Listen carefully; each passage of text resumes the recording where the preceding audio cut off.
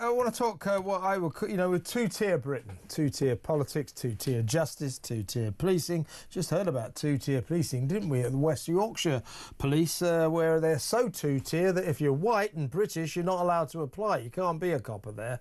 You have to be from an ethnic community, a person of colour. White Brits need not apply, so that's pretty damn two-tier, isn't it? Now, let's talk about two-tier religion. Essentially, it seems to me that in this country, you're kind of okay if you're hating on Israel, hating on the Jews, but don't you dare diss Islam.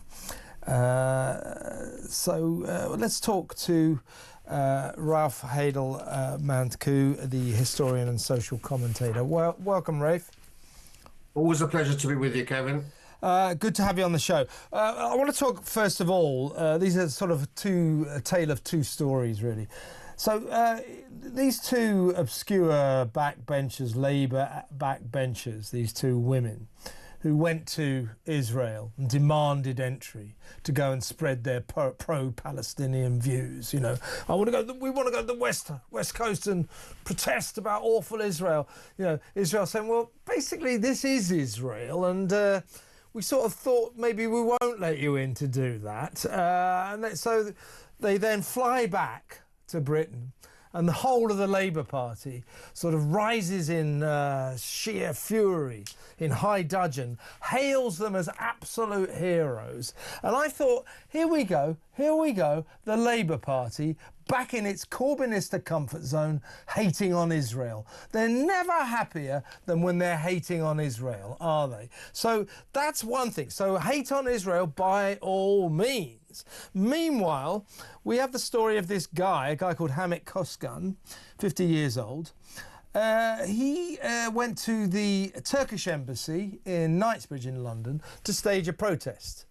And his protest took the form of burning the Quran, the holy Muslim text, religious text. He has been charged with intent to cause against the religious institution of Islam, harassment, alarm, or distress. So there it is. I didn't know there was such a law, but if you go out with intent to cause Islam distress, and if you burn the Quran, that is your intention. Just as if I burnt the Bible, it might be my intention to offend and distress Christians, because this is a form of protest. You're allowed to do that. Well, apparently not, because, as I say, he's been charged with an offence I had never heard of, but it is this: intent to cause against the religious institution of Islam, harassment, alarm, or distress.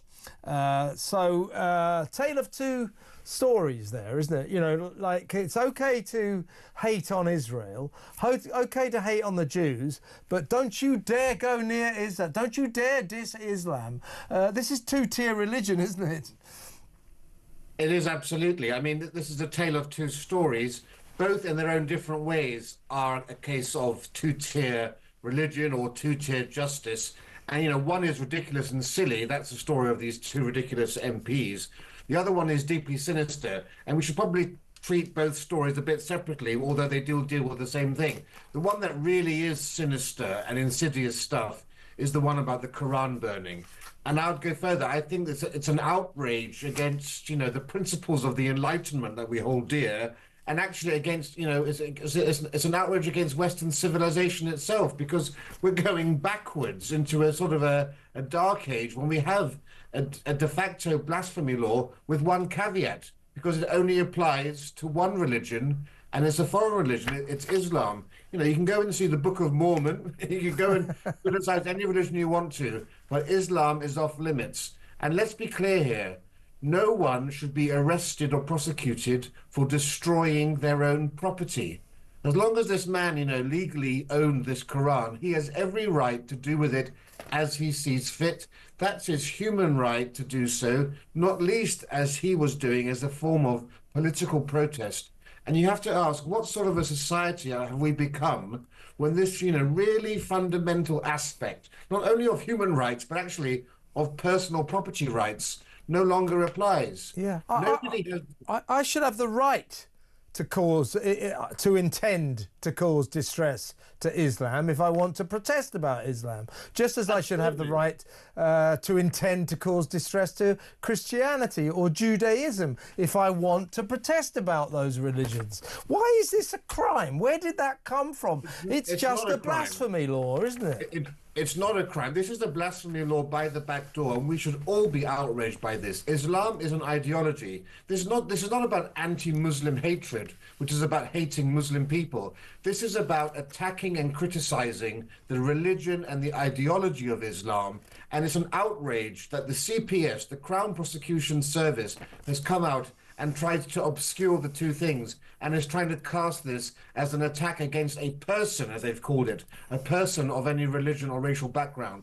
Islam is not a person, it's an ideology. We should be free to mock it, to criticize it, however savage we want to do. That's a cornerstone of our ideology, our British and our Western ideology of free speech. And that brave man is going to go on trial for this outrageous assertion that he's offended the religious institution of Islam. For heaven's sake, British comedy is all about criticizing institutions. Yeah. That's what Monty Python and The Life of Brian was all about. Every Carry On film was about making fun of every institution, from the police to the, to the government and everything else. Yeah. And he's being charged for actually shouting profanities about the religion. Excuse me. So what? So what? That shouldn't be a crime. That shouldn't be a crime. It's unbelievable. You're right. It's a kind of torturous link between these two stories, but I do think there is a kind of theme running through both of them. And these two MPs, what were they called? Yuan Yang and Abtisam Mohammed.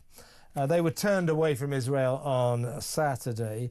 They told the Israeli authorities that they were on an official parliamentary mission, and that was a lie. The Israelis had no record of them at all. But why do you think Keir Starmer and all the Labour politicians are standing up? The Foreign Office, by the way, and Downing Street today have accepted that Israel was legally perfectly justified in what it did. So they've railed back a bit. But why do you think Keir Starmer and all the Labour lot are hailing these two people as heroes? It just strikes me there's this indecent haste by the Labourites, the Corbynistas, if you like, to just sort of pile in on Israel as soon as they get the chance.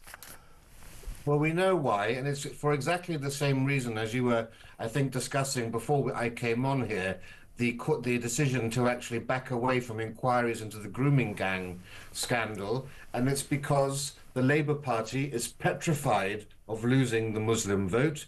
You know, the big story of the last election was the election of these 5 Muslim MPs, and they really are concerned that they aren't going to be able to actually maintain the same sorts of, Angela Rayner, so many front bench MPs, cabinet ministers are hanging on by their Muslim votes, by the skin of their Muslim vote teeth.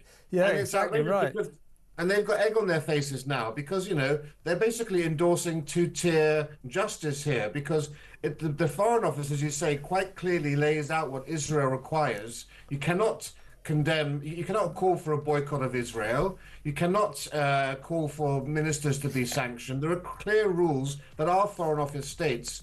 And for some reason, they want MPs to be judged by a different standard. Exactly. I'm sorry, that's two-tier justice. Ms. Mohammed has accused Israel of ethnic cleansing, called for a boycott. Ms. Yang did the same thing. Imagine in the 80s and 90s, if in Britain there was an rapidly IRA supporting Irish MP who wanted to come to this country. Exactly, Rafe, exactly right. Thank you very much. Good to talk to you as always. Let's talk again soon.